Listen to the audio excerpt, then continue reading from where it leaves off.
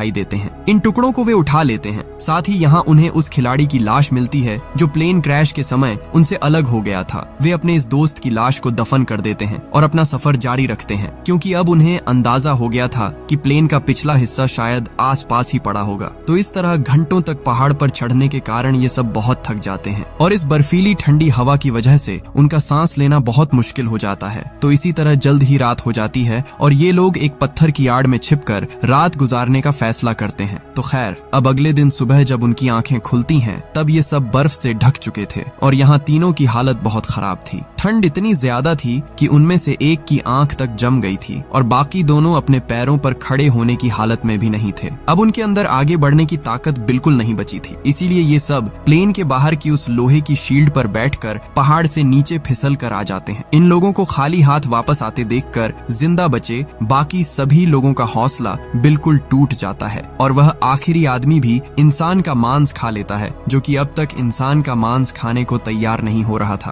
तो इसी तरह दिन पर दिन बीतते जाते हैं और ये लोग जैसे तैसे खुद को 17 दिन तक जिंदा रखते हैं। लेकिन यहाँ खराब बात यह थी कि पिछले 5 दिनों से बाहर का मौसम धीरे धीरे खराब ही होता जा रहा था। तूफान से बचने के लिए वे सब प्लेन के अंदर ही बैठे रहते हैं और तभी एक बहुत बड़ा बर्फीला तूफान उन्हें अपनी चपेट में ले लेता है और प्लेन को अंदर तक बर्फ से भर देता है। अंदर मौजूद कई लोग बर्फ के नीचे दब जाते हैं और अब जो लोग बर्फ के ऊपर थे वे इस घटना से बहुत डर जाते हैं, लेकिन इसके बावजूद वे हिम्मत दिखाकर बर्फ खोदकर अंदर दबे लोगों को बाहर निकालने लगते हैं। अब सब तो समय रहते बाहर आ जाते हैं, लेकिन एक लड़की बेचारी बर्फ के नीचे दबकर जिंदा दफन हो जाती है। वह बर्फ के अंदर ही मर चुकी थी और ये लोग ये सब देखकर बहुत डर जाते हैं। वे सब इस हादसे से ठीक से संभल भी नहीं पा रहे थे कि तभी बाहर से अजीब अजीब सी आवाजें सुनाई देती हैं उन्हें। और जब ये लोग बाहर की तरफ देखते हैं तब उन्हें समझ आता है कि एक और बड़ा तूफान उनकी तरफ बढ़ रहा है और इस बार के तूफान ने जब उन्हें अपनी चपेट में लिया तब वे फिर से बर्फ के नीचे दब जाते हैं। यह तूफान इतना तेज था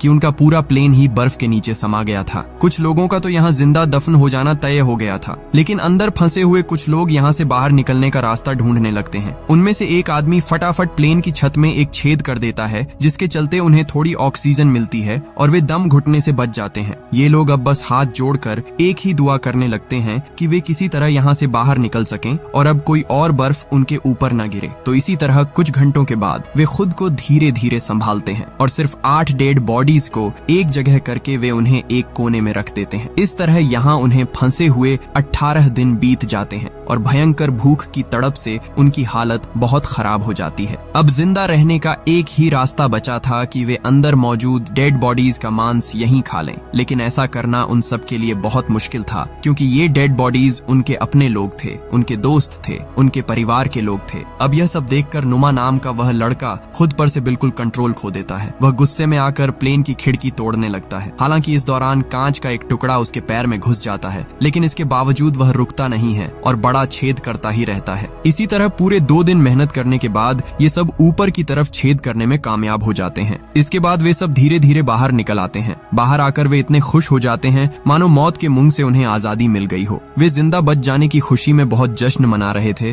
और फिर धीरे धीरे बर्फ खोदकर उस प्लेन को बाहर निकालने की कोशिश करने लगते हैं। इस दौरान नुमा ध्यान देता है कि उसके पैर के जिस हिस्से में चोट लगी थी उसमें अब कोई दर्द नहीं हो रहा है, क्योंकि बर्फ ने पहले ही उसके जख्म को बिल्कुल सुन्न कर दिया है। हालांकि वह इस तरफ बहुत ज्यादा ध्यान नहीं देता है। वह लगातार बर्फ खोदता ही रहता है और यहाँ आसमान में काफी चमकदार सूरज निकला हुआ था, इसलिए उन्हें बर्फ हटाने में बहुत ज्यादा दिक्कत नहीं होती है और कुछ ही घंटों के भीतर वे उस प्लेन को बाहर निकाल लाते हैं। अब धूप अच्छी थी, इसलिए वे सब प्लेन का पिछला हिस्सा ढूंढने के बारे में दोबारा सोचने लगते हैं। लेकिन वे सोचने लगते हैं कि दिन के समय तो जैसे तैसे वे बच जाएंगे, लेकिन इस बर्फीली कड़ाके की रात में वे कैसे टिक पाएंगे। इसीलिए वे थोड़ा और इंतजार करने का फैसला करते हैं, क्योंकि कुछ ही दिनों में गर्मी का मौसम आने वाला था और तब इस चढ़ाई को पार करना कुछ हद तक आसान हो जाता। इसी तरह देखते ही देखते 34 दिन बीत जाते हैं और अब मौसम पहले से थोड़ा बेहतर हो जाता है। यहाँ के जो लोग पहली बार प्लेन का पिछला हिस्सा ढूंढने गए थे उनकी तबीयत अब बहुत खराब थी। वे दोबारा उसे ढूंढने जाने की हालत में बिल्कुल भी नहीं थे। तो अब कुछ घंटों बाद उन्हें पता चलता है कि उनका एक और साथी भूख की तड़प से मर चुका है। ये देखकर ये लोग बहुत ज्यादा हताश हो जाते हैं और वे अपने साथी को बर्फ के बीच दफन कर देते हैं। इस तरह 2 दिन और गुजर जाते हैं और अब 36वें दिन वे फैसला करते हैं कि अगर उन्हें अपनी जान बचानी है तो जहाज की बैक साइड से बैटरी लाकर सबको बाहरी दुनिया के साथ कांटेक्ट करना ही होगा। वे कहते हैं कि अगर ऐसा नहीं कर कर पाए तो हम सब एक एक करके मर जाएंगे। जिसके बाद इस ग्रुप से 4 लोग पहाड़ के ऊपर चढ़ाई करने का फैसला करते हैं और उन चारों के नाम थे रॉबर्टो, टिंटिन, नुमा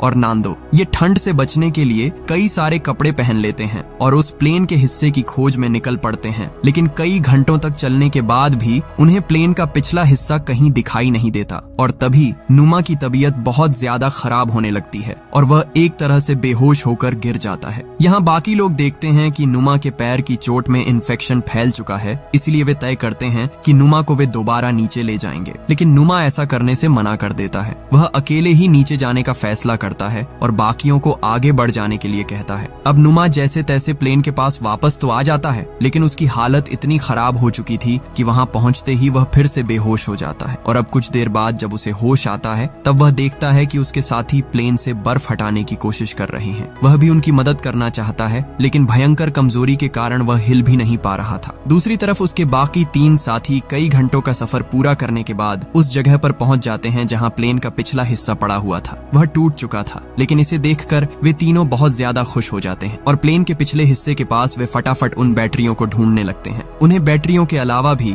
और बहुत सी चीजें मिल जाती हैं, जैसे कई सारे कपड़े, अल्कोहल की बोतलें और बहुत सारे सिगरेट के पैकेट। ये लोग वह सब कुछ लेकर अपने प्लेन के पास वापस लौट आते हैं, जहां आकर वे उस बैटरी को प्लेन के रेडियो में लगाते हैं और बाहरी दुनिया के साथ कांटेक्ट करने की कोशिश करते हैं। लेकिन बदकिस्मती से वह रेडियो तब तक खराब हो चुका था और वे इस वजह से बाहर किसी से भी संपर्क नहीं कर पाते हैं। यह देखकर उनका आखिरी भरोसा भी मिट्टी में मिल जाता है। इधर नुमा की तबीयत और खराब होती चली जाती है और अब उसका इन्फेक्शन पूरी बॉडी में फैल चुका है। प्लेन के पिछले हिस्से से मिला हुआ खाना पहले ही खत्म हो चुका है, इसलिए ये सब फिर से इंसान का मांस खाने लगते हैं। नुमा खाना पीना सब बंद कर देता है ताकि उसके बाकी दोस्तों के लिए ज्यादा खाना बच सके, क्योंकि वह समझ चुका था कि अब उसकी जान किसी भी तरह नहीं बचेगी। तो यहाँ ग्रुप के कुछ लोग एक बार फिर प्लेन के पिछले हिस्से तक चले जाते हैं, इस उम्मीद में कि शायद उन्हें कोई काम की चीज मिल जाए। मगर इस बार उनकी किस्मत अच्छी थी, क्योंकि उन्हें वहाँ एक वाटरप्रूफ कपड़ा मिल जाता है, जिसे जोड़कर वे एक स्लीपिंग बैग बना लेते हैं। इसके बाद वे रेडियो पर खबर सुनते हैं कि प्लेन क्रैश के 58 दिन बीत जाने के कारण अब सरकार उन्हें ढूंढने के लिए आखिरी एक और मिशन चलाना चाहती है। ये खबर सुनकर सबके अंदर फिर से जान आ जाती है और जिंदा बचने की एक छोटी सी उम्मीद जाग उठती है। यहाँ कुछ लोग कहते हैं कि हमें यहाँ रुककर उनका इंतजार करना चाहिए। तब बाकी लोग बोलते हैं कि अगर हम यहीं रहे तो कोई हमें देख ही नहीं पाएगा, इसलिए हम में से कुछ लोगों को पैदल जाकर मदद बुलाने की कोशिश करनी चाहिए। तो इस तरह रात के समय नुमा की तबीयत बहुत ज्यादा खराब हो जाती है। वह अपनी जिंदगी की आखिरी सांसें ले रहा होता है और वह मरने से पहले सबको कहता है कि जब मैं मर जाऊं तो तुम सब मुझे अपना खाना बना लेना। ये बातें बोलकर नुमा की वहाँ मौत हो जाती है। नुमा की ये आखिरी बातें सुनकर सबको बहुत हिम्मत मिलती है। उन्हें नुमा के पास से एक चिट्ठी मिलती है, जिस चिट्ठी में नुमा ने लिखा था कि मैं बहुत खुश हूँ कि मैं अपने दोस्तों के बीच मर पा रहा हूँ, क्योंकि मैं इससे अच्छी मौत कभी पा ही नहीं सकता था। अब नुमा की चिट्ठी पढ़कर सबके अंदर एक अलग ही जोश आ जाता है। इसीलिए इसके बाद इस ग्रुप से 3 लोग दोबारा मदद की तलाश में निकल पड़ते हैं और अब वे तीनों एक स्लीपिंग बैग और बहुत सारा खाना लेकर अपना यह विशाल सफर शुरू कर देते हैं। इस बार ये तीनों कसम खा लेते हैं कि वे किसी भी कीमत पर इस पहाड़ को पार करेंगे और चिल्ली तक पहुंचकर सबके लिए मदद लेकर आएंगे। ये तीनों बिना रुके चढ़ाई करते रहते हैं और जब रात होती है तब वे उस स्लीपिंग बैग के अंदर सिमटकर सो जाते हैं। तो अब अगले दिन सुबह वे फिर से अपनी चढ़ाई शुरू कर देते हैं और बहुत मुश्किलों के बाद आखिरकार वे पहाड़ की चोटी पर पहुंच जाते हैं। लेकिन पहाड़ के ऊपर चढ़कर आसपास का नजारा देखकर मानो उनके पैरों तले जमीन खिसक जाती है, क्योंकि उनके सामने सिर्फ विशाल पहाड़ ही पहाड़ थे। इसका मतलब था कि अभी भी उन्हें बहुत लंबा और मुश्किल रास्ता तय करना है। वे सोचने लगते हैं कि वे सब यहाँ से वापस लौट जाएंगे, क्योंकि इस सफर को पूरा करने के लिए उन तीनों के हिसाब से पर्याप्त खाना नहीं था। ये सब सुनकर टिंटिन अपना खाना इन दोनों को दे देता है और वह खुद प्लेन की तरफ वापस लौटने लगता है, ताकि वे दोनों इस सफर को पूरा कर सकें।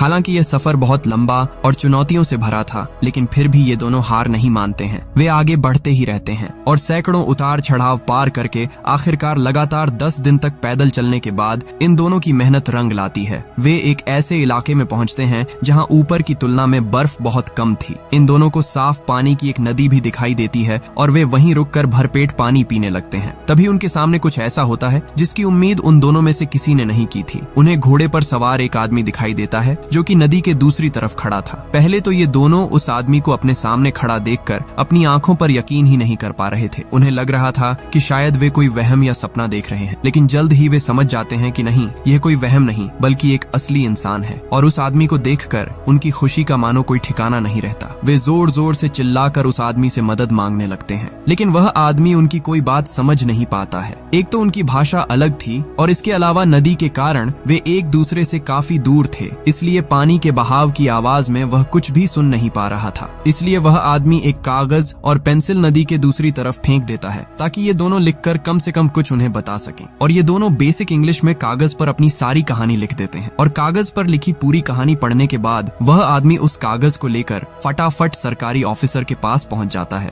जहां ऑफिसर्स को भी पता चलता है कि 2 महीने पहले जिस प्लेन क्रैश में उन्होंने सबको मृत मान लिया था, उनमें से कुछ लोग अभी भी जिंदा बचे हुए हैं। और खबर मिलते ही सरकार इन सबको बचाने का मिशन शुरू कर देती है। ये आदमी रॉबर्टो और नांदो को अपने घर ले आता है, जहां वे पेट भरकर काफी सारा खाना खाते हैं। इधर ये खबर पूरे शहर में आग की तरह फैल जाती है और बहुत ही जल्दी वहां रिपोर्टर्स का मेला लग जाता है और बर्फ के पहाड़ में फंसे हुए वो लोग ये खबर रेडियो पर सुन पाते हैं, जिसके चलते वे सब खुशी से उछलने लगते हैं। इसके बाद वे अपने हाथ मुंह धो लेते हैं, अपना सारा सामान पैक करके रेस्क्यू होने के लिए रेडी हो जाते हैं। और इधर जल्द ही रेस्क्यू टीम रॉबर्टो और नांदो को लेकर उस लोकेशन पर पहुंच जाती है और प्लेन क्रैश के 72 दिन बाद आखिरकार उन लोगों को बचा लिया जाता है। इसके बाद उन लोगों को शहर लाया जाता है, जहां वो लोग अपने परिवार से मिलते हैं और शहर के सभी लोग उनका हीरोज की तरह स्वागत करते हैं। और अब ये सभी लोग हॉस्पिटल में जाकर एडमिट होते हैं और यहाँ ये सब एक दूसरे को नहलाने में मदद करते हैं और फिर इन सबको अलग अलग बेड भी दिए जाते हैं। लेकिन उस रात ये सब एक दूसरे के साथ ही सोते हैं, क्योंकि इस हादसे के बाद ये सब एक दूसरे के बहुत गहरे दोस्त बन चुके थे। तो कहानी के आखिर में हमें सच्ची घटना का पता चलता है कि इस प्लेन में असल में 45 लोग ट्रैवल कर रहे थे, जिनमें से सिर्फ 16 लोग ही जिंदा बच पाए थे। और ठीक यहीं पर यह कहानी खत्म हो जाती है।